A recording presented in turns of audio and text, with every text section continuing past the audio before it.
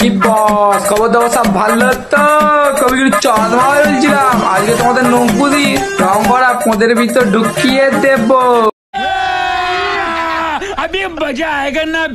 অল্প করে দিও, ঠিক আছে? চিকেন বেশি দিবা না, অল্প অল্প অল্প অল্প অল্প দেবা না। এ মার, দেখা তো সব অনুষ্ঠান বাড়িতে কি এটাই করে। শোনা গো আমার। ও তাই? সব অনুষ্ঠান বাড়ি তুমি কি বলো যে নেবো না, তার সত্ত্বেও জোর করে তোমার হাতে দিয়ে দেয়। বলছিলাম নৌকুদি, তাহলে এগুলো কি? বলছি আমি এরকম নেবো না করবো, ঠিক আছে? তাও তুমি আমার হাতের এই মিডিলে, মানে এই জায়গাটাতে দিয়ে দেবে, ঠিক আছে?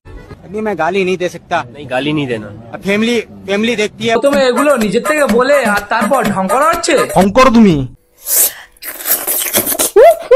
আরে দিদি, ছাগলের বিচির চামড়াটা খাচ্ছ, খাও, আস্তে খাও, তোমার জিনিস কেউ কেড়ে খেয়ে নেবে না। ঠিক বলেছো। ভাই, আমি পৃথিবীতে ছুঁচি দেখেছি, এর মতো ছুঁচি কিন্তু একটাও দেখিনি যে লোকের প্লেটে খাবার তুলে খেয়ে নেয়। নিঃসন্দেহে তুই ঠিক কথা বলেছিস।